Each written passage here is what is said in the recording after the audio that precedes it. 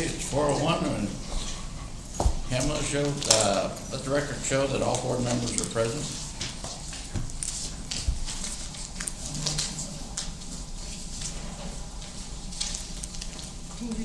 Anybody want public comment? Any public comment before we get started with the meeting? Ms. Sanchez is missing. We're missing something. Everybody else is Sanchez. She's here, she just steps out for a second. Okay. Go ahead and, read number 4.1, Pamela.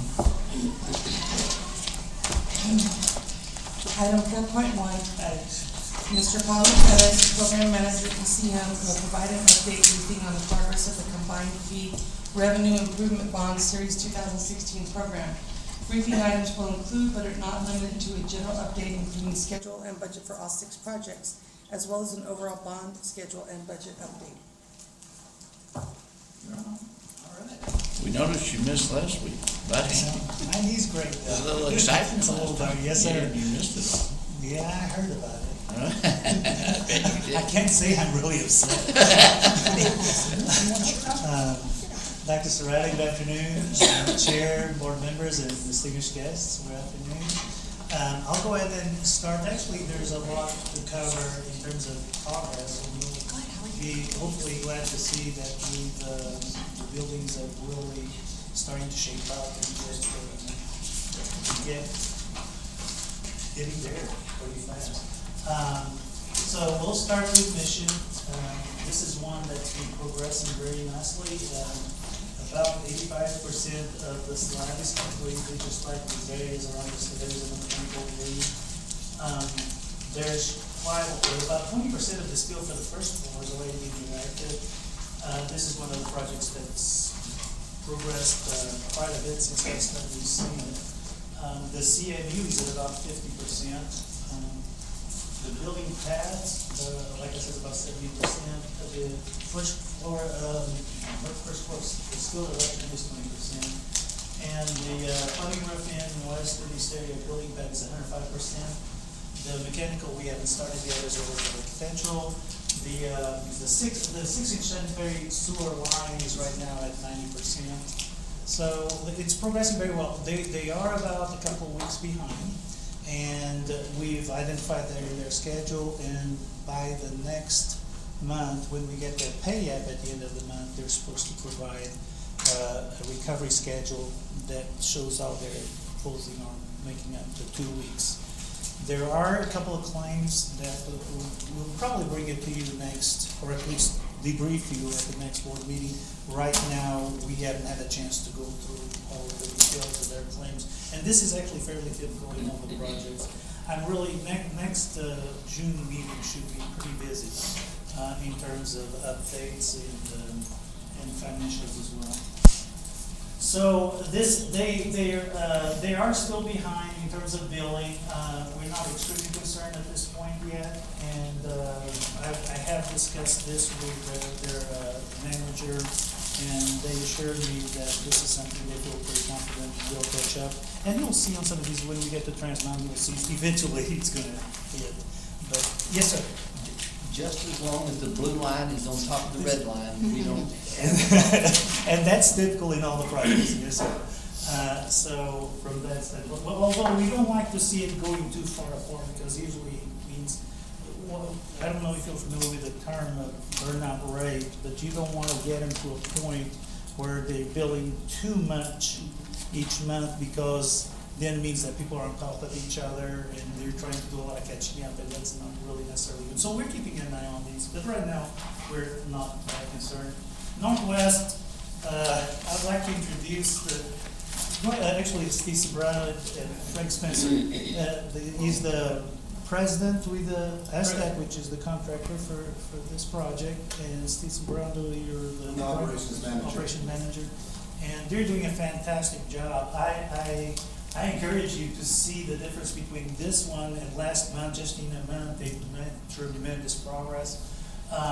We do feel at this point that there might be some additional days that might put that fall master in jeopardy in terms of some claims they have outstanding. But again, it's like all the other projects, we still have more look at them. Yes, sir. I just want to point out to, what's the name here, Aztec? Aztec. Yeah, I had an opportunity to do a walkthrough. Your construction manager, retired ex-serviceman. Martino. Yeah, did a fantastic job. I appreciate what he did, showing through and everything else.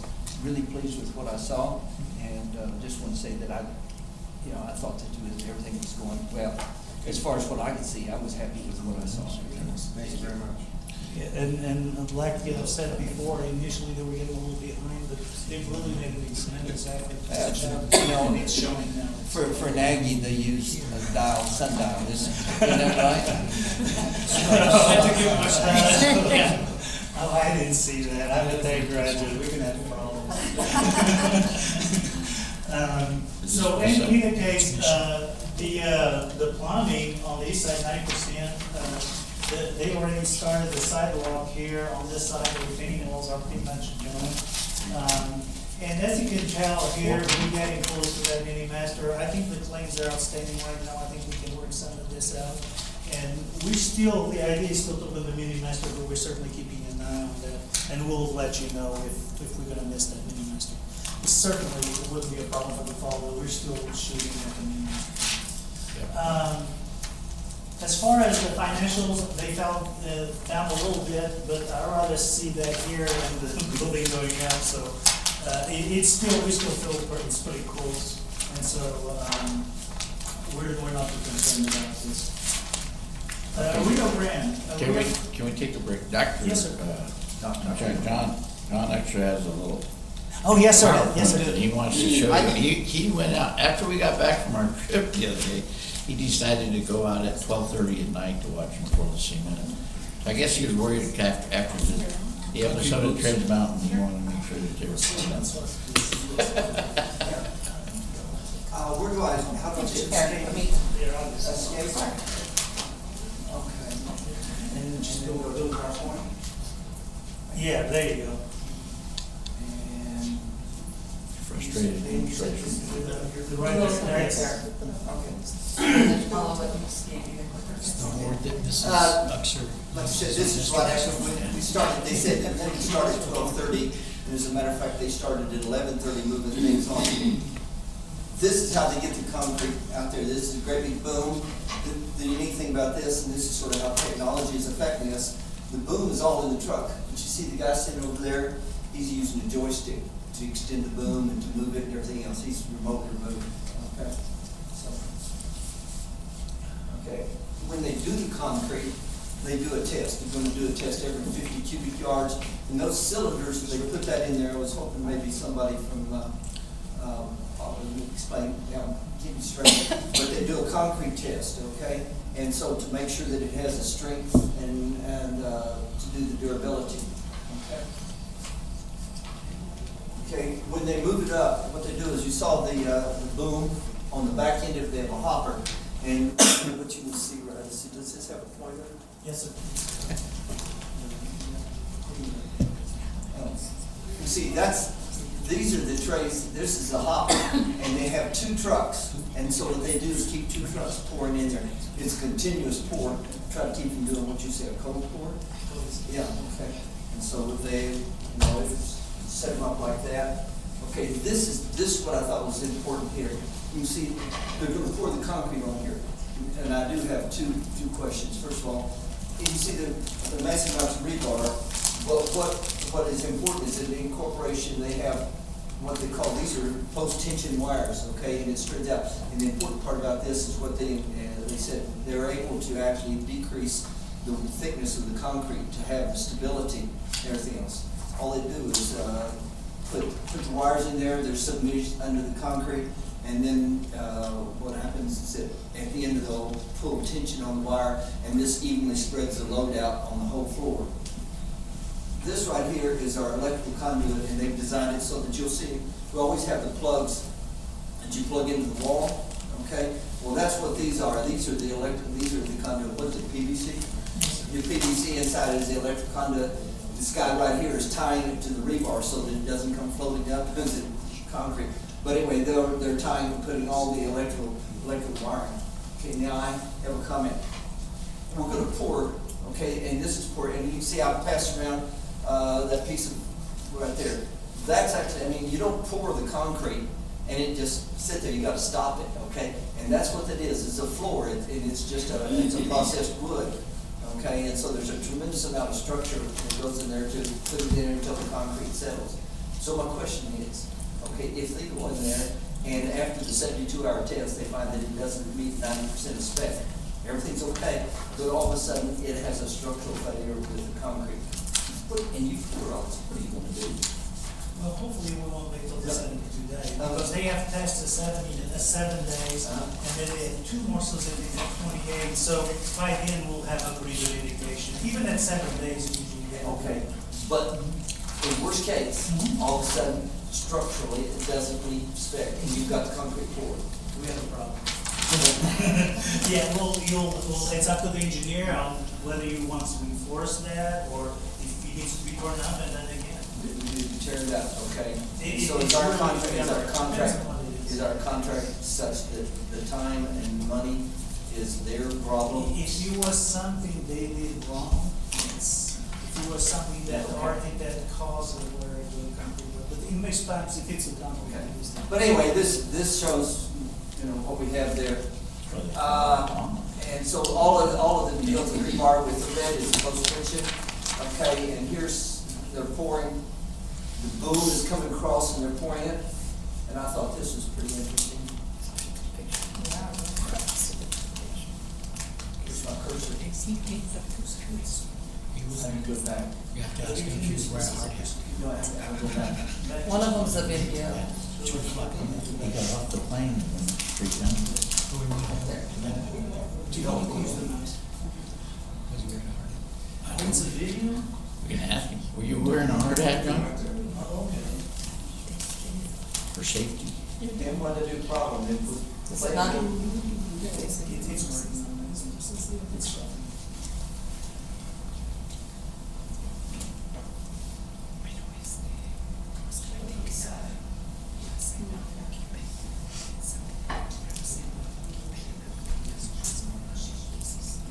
Just buffer. Huh? We played it in the beginning, he wanted to play it. I don't know, but you didn't. Oh, no. We started. Okay.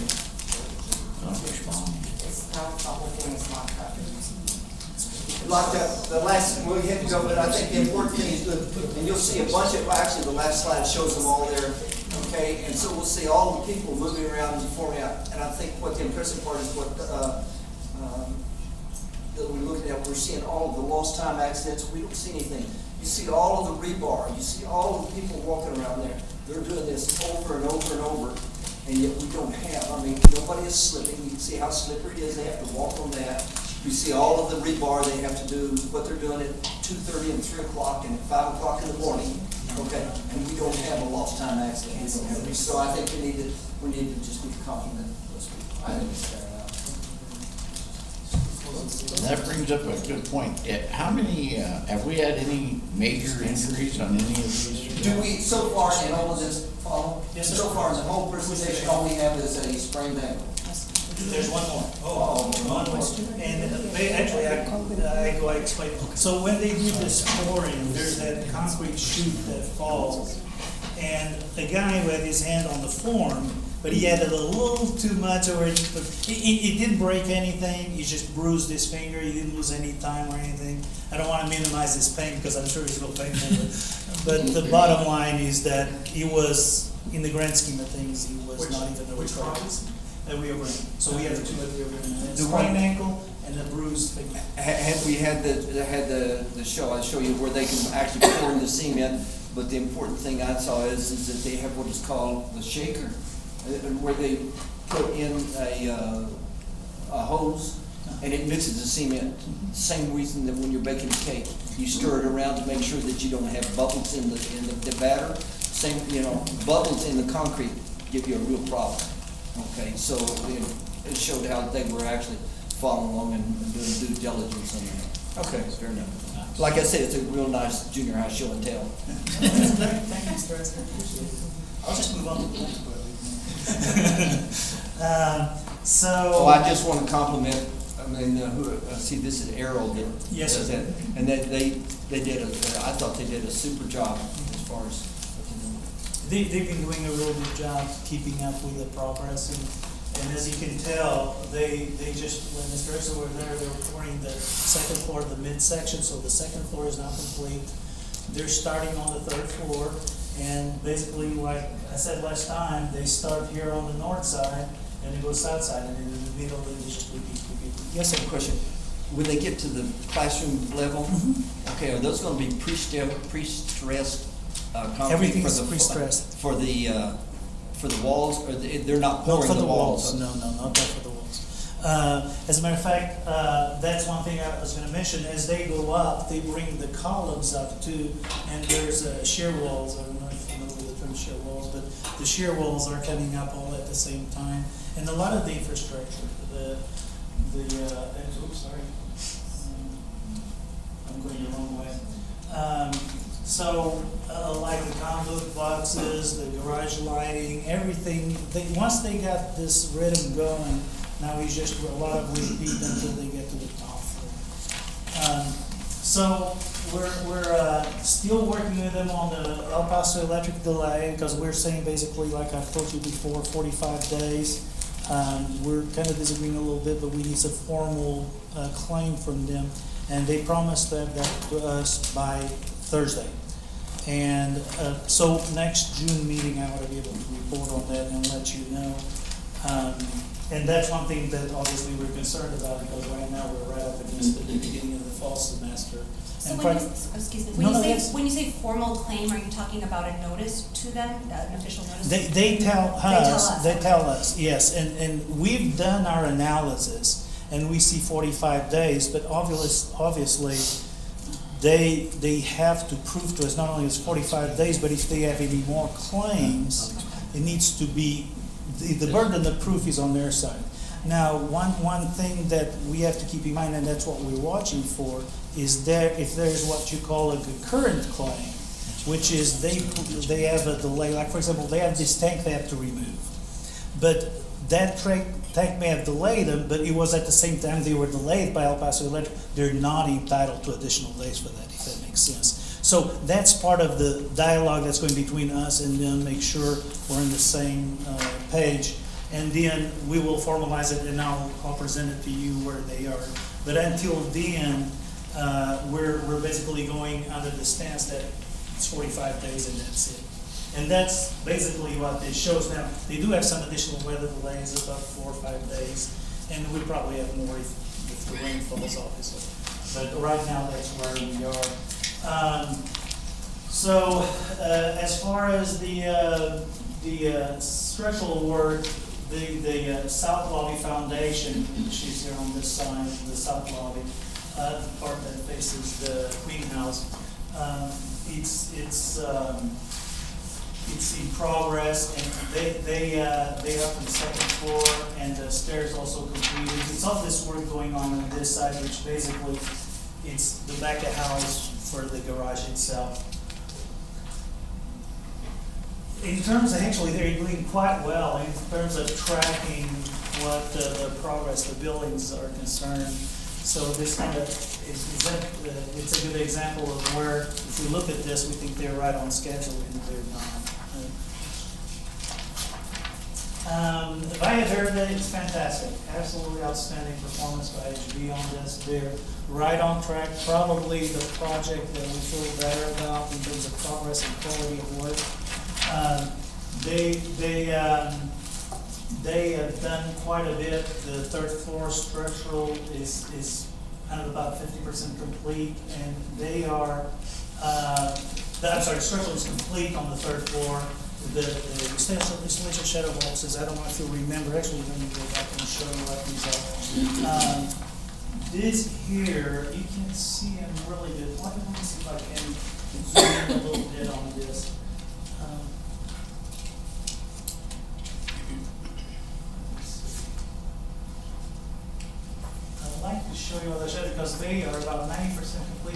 big part of the exterior of the building. I don't see the little cheap thing here for zooming in, so I actually cannot zoom in. But basically, that's a very strong feature of the facade of the buildings. And as far as the mechanical work, it's almost complete in the first floor. Second floor is about 50% complete. The first and second floor are moving well ahead. Third floor, the overhead roofing is at 60% complete, and of course there's no sidewalk right now since we're not ready for it. This one, the claims that I feel it's probably coming up in June, there'll be some fairly hefty change orders in the about $150,000 range. And but we're still, as part of our services to the college, we actually do an estimate of each change order to verify that what the contractor is saying this is a fair value is indeed a fair value. And usually if within 5-10%, we agree either way. But yes, sir. Okay, $150,000, don't just tell me, what does it have to do with? I will in June. Right now, because it might not be $150,000. We'll. No, I'm not worried about them, as long as it's over 50. What Yeah. I want to know is it flooring, is it structural? No, it's mostly in IT and technology things, changes. You know, it's improvements to what was specified, basically. It's not his fault. It's not his fault. I thought we was going to doctor this out. No, this is certainly not his fault. But I want to be able to give you a little more update next time. But just wondered just if a heads up, that's coming up the pipeline. In terms of schedule, I think that this one is right on track, and we feel still pretty good about that October 22nd. As you can tell, there's a little bit of cushion there, but hopefully you won't need to use it. This one is very nicely as far as the draw on the project, on the layouts. It's pretty much in track which was anticipated. And moving on to EPCC, we're just about done with this one. It's looking absolutely fantastic. I highly recommend that you come look at it sometime, because it's even this part, the concrete, the parking lot is in, all of these striping, there's driveways. We did give them a couple of weeks extension because of some last minute things that came up. But in general, the project performance is like 98-99% throughout all the categories, as you can tell by this summary here. That kind of tells you basically the reason for the 14 days. This, I do have a correction. I found out this morning that the architect's not going to be available to punch on that date, so we have to move that a week, but we're certainly not concerned about that. So when's the official day we're gonna be done? Sir? When's the day we're cutting the ribbon to open the? Carrie? Not here. Okay, I honestly don't know. Right now, my understanding is that they're planning on having classes there for summer too. Yeah. But she might be thinking about going to the fall before we have a formal one. But in principle, by the way, by when the summer two starts, all the furniture, computers, AV, all that things should be ready for the students, and we shouldn't be a problem on this project. VMAC again has done a great job on this project as well. Sir, on that building, did we put any identifier lettering anywhere? TTC. Where? It's in four sides of the building. The city basically tell us where they want that. It'll be here, here, around the corner here, and I believe in the back. But we didn't agree on anything identifying it as a community college campus? Or- Not here. Now, there's a sign here in the corner, and part of the, remember what we're talking about, the wayfinding, those monumental signs and all that? We're working on some identifiers here in the corner. But a big but one, that's not a little bitty one. It will be about 10 feet tall. That's about as high as the city will let us go. But that to be continued, because I will certainly report, when we have more information on that, I'll certainly report to you on the sign. But on the building itself would be the letters TTC.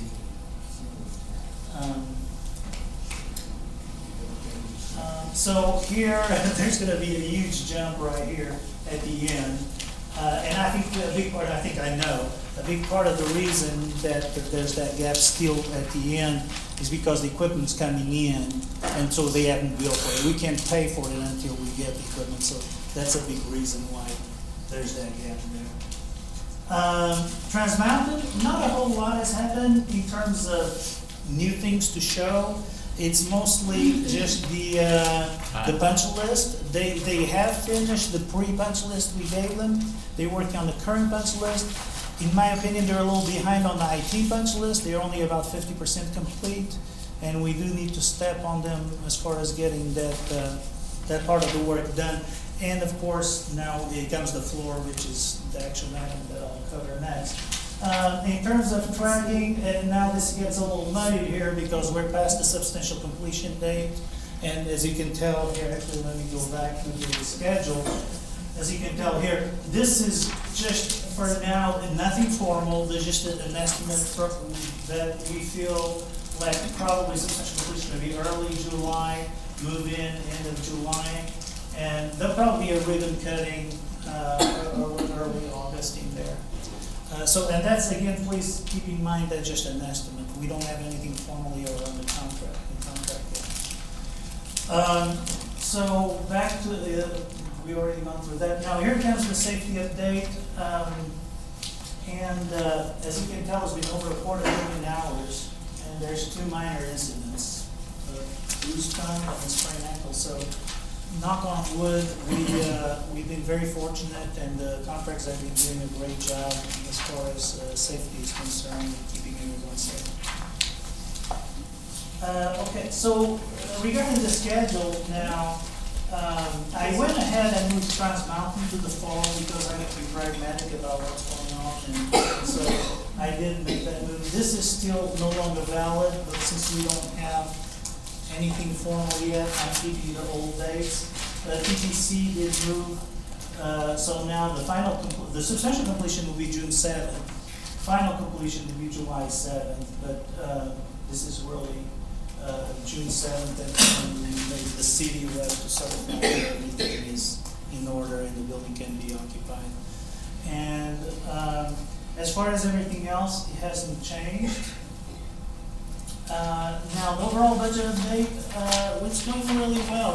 We're still showing, now keep in mind it will go down, but we're still showing a $5 million contingency balance, which is quite good.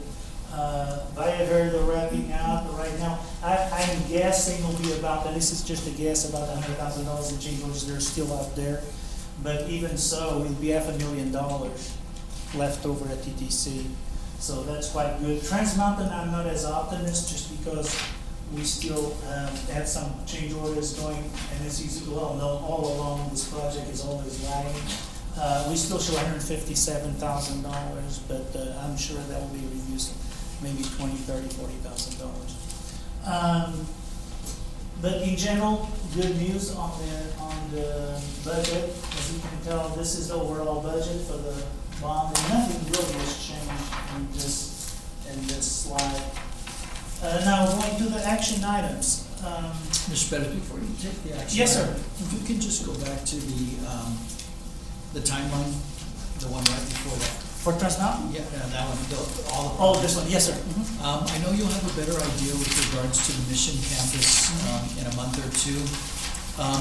That green bar for Mission in March, that one's real important to me. Oh, I To don't the think we'll have a college. problem. Okay. I really don't. The reason is, Let me show you what. I'm going to report that legislative session is over, which is great. Uh-huh. There's not going to be a special session, which is even better. But mini-mester of 2020 is the first part of the base year for our 21 cycle. I see. And so we want to maximize contact hours because that'll affect our funding all the way through 23. So that's I'll wait before I raise concern with the board. Sure. But that second mini, all the other projects where they are is fine. Sure. As long as we're there, the the classroom and lab being able to get in there in the spring, all the other ones this coming summer too and or fall, and even Rio Grande in next September. That fall, that still gives us fall and spring to be able to utilize that building for contact hours because, again, that will be our budget. And I just drove guests to Mission Campus. It was pretty impressive how many walls come out in Mission, but I just want to make sure in a couple of months you'll give us an idea. Yes, make sir. sure that we're Yes, sir. able to catch up. I can tell you right now, from what I know, it won't be over 30 days.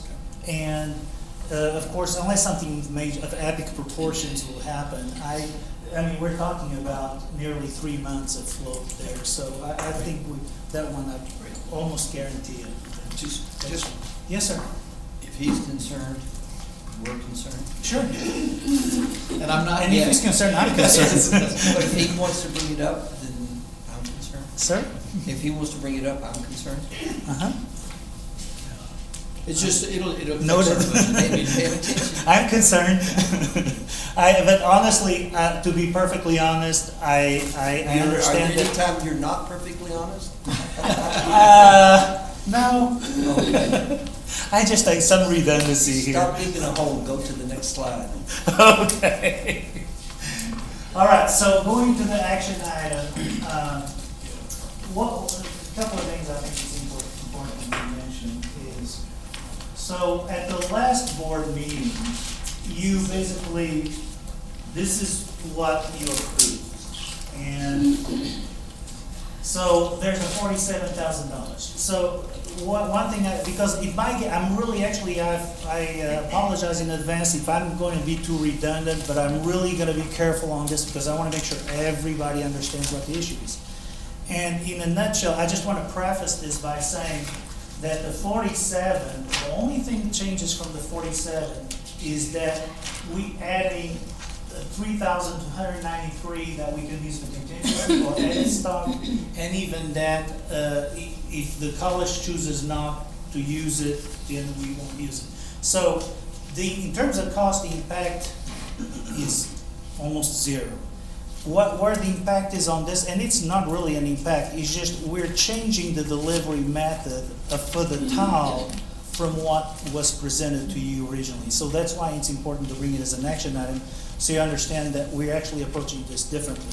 So going here, the original intent and the way we had discussions with Dantax and the way it was presented to you was that Mohawk would sell Dantax the tile for $66,000, which was the cost that they were going to give it to the college.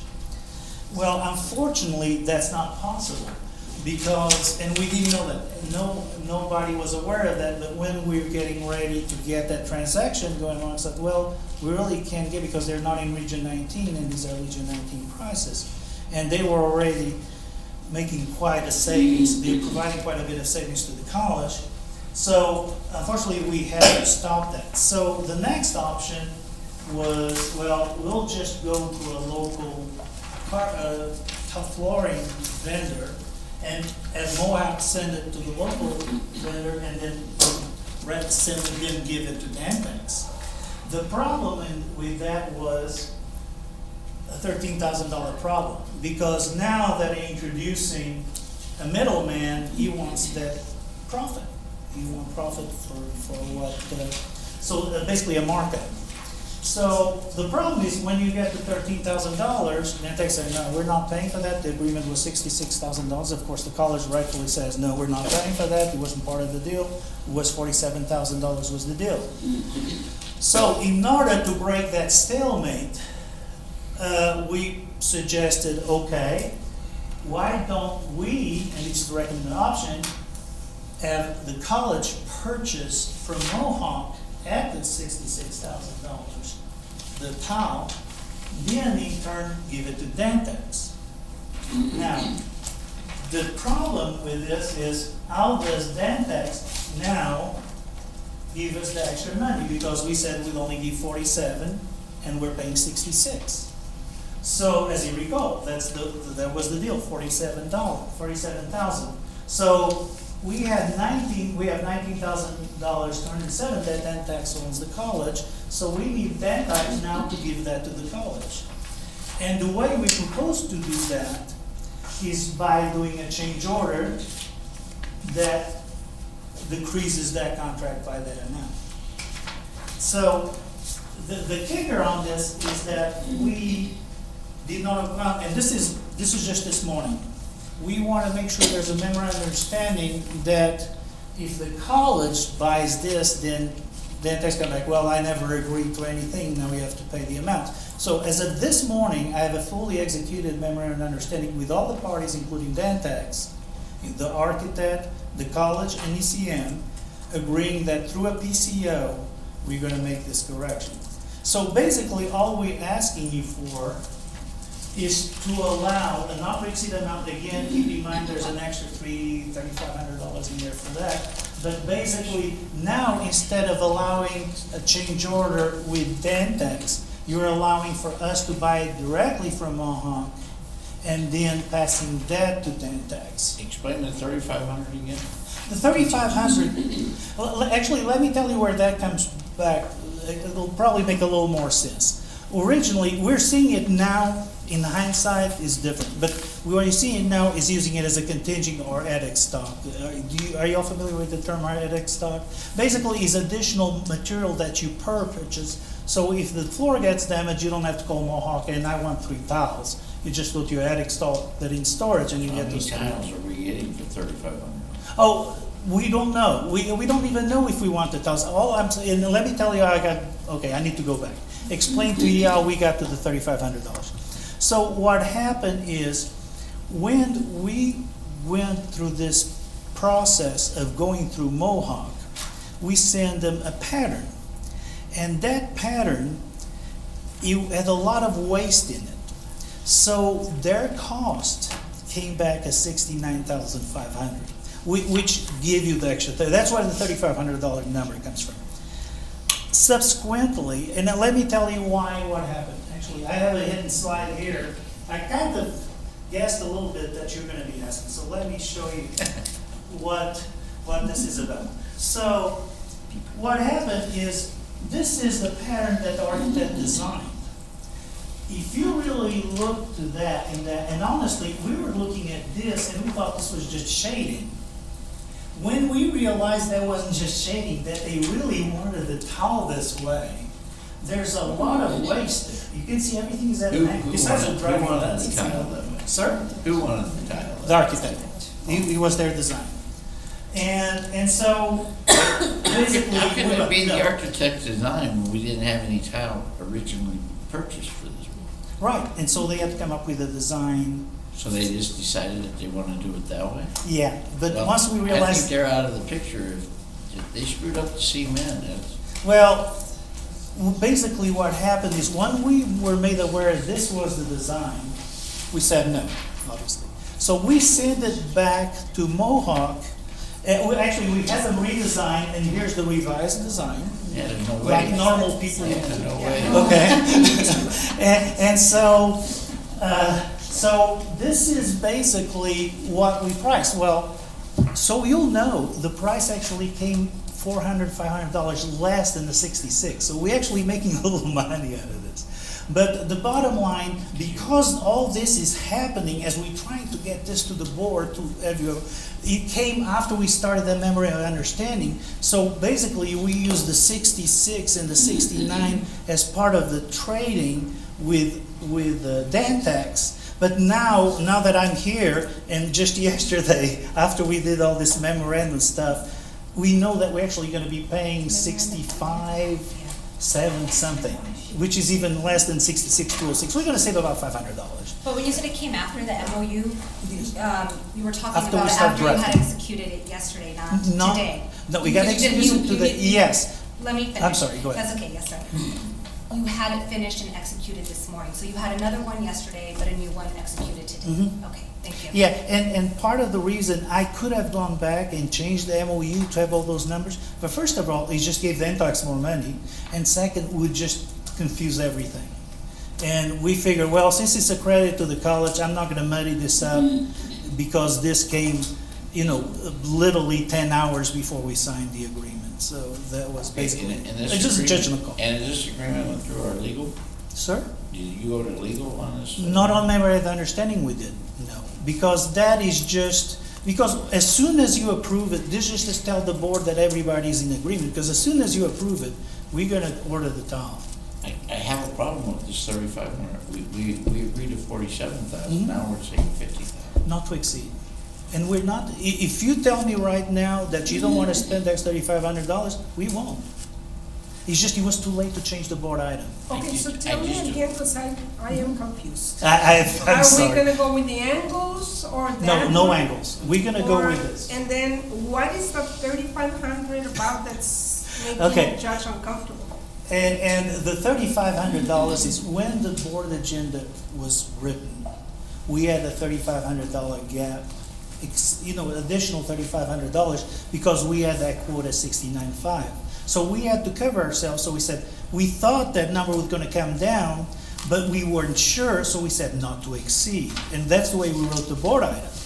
When yesterday, see, these things are happening literally by the hour. So when we found out that we actually gonna be spending 69.7, whatever the number is, then it was too late to change the board agenda item. And you cannot, from what I understand, is you can't change the board agenda item either.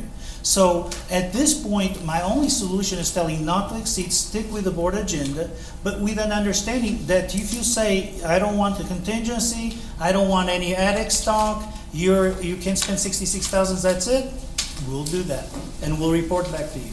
Just because you have it here in writing, we can make a motion to take out the 35. Oh, that, I wasn't told that. If I could, Please. if we stick to the exact number that people are calculating we need, we might short ourselves, and then we won't be able to change the purchase order without coming back and asking for your permission again. So Rick was thinking maybe 10% above what we actually need just for waste. And to have extra. 10% is $470. No, actually, if we're gonna have any spare tile, I was thinking about roughly a little less than 10%. We probably wouldn't need more than 200 square feet spare tile to spare some. And what's that That's about come to? $600. That's right. All right. So you're comfortable with the MOU? And then we'll have, Ms. Marina has not reviewed it, or She is not. Legal has not, ECM drafted it, and ECM got all the parties to sign it. we will be able to enforce it without legal counsel review? Well, we hired them, so if there's something wrong with that, we go back up to them. Yeah, keep in mind, we were pressured by that. We had, this literally was signed, I sent the memorandum last night, and they all signed it before 9:30 this morning, so. I don't have a problem with it, but we're doing the math, it's $3,500 difference, and I just don't know why.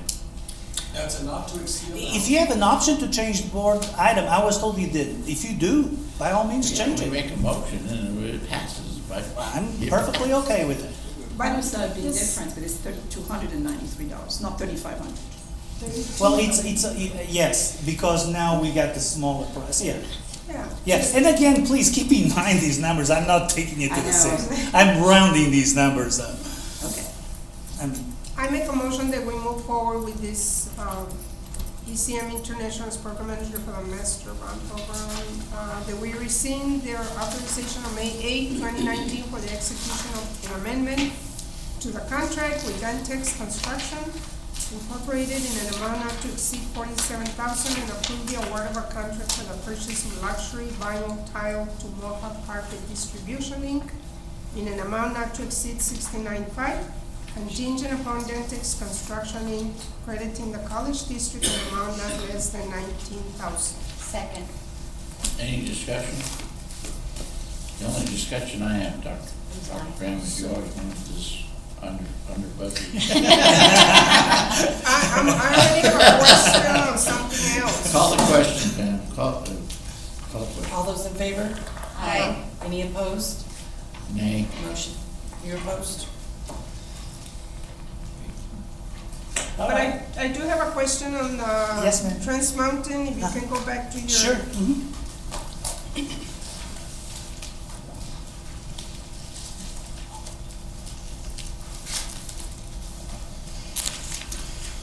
Okay.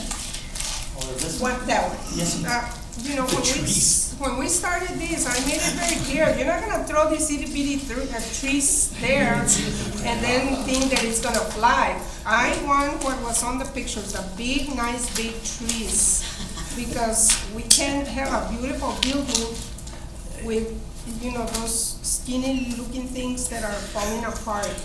And I understand that. If you recall, we had this discussion at Mission, and I actually showed you the drawings, and I even mentioned the fact that, like for example, campus transformations at UTAP, they had two renderings, one that showed how it starts, and now the bottom line is, if you want these trees to grow and prosper, you don't want to get a bit, first of all, it costs a lot of money. Number two is they're less Yeah, likely to but last. the cost was, when I questioned the cost when we were approving the projects, the money, the financial side of it, I specifically asked, is that gonna include the big trees or little bitty trees?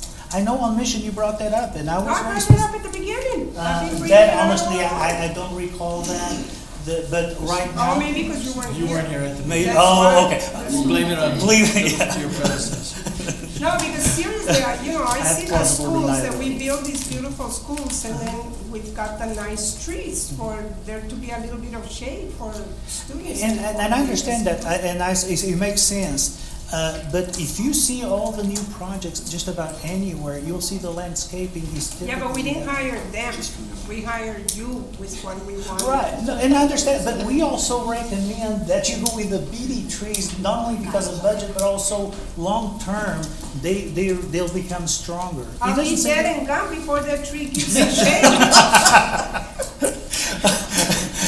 I can't argue with that. Don't shortcut on the, If it only cost us $600 for the tile, we had $2,900 to buy the tree. Okay, you got the 3,000 out there, you can always plant a little couple other trees. yeah, see.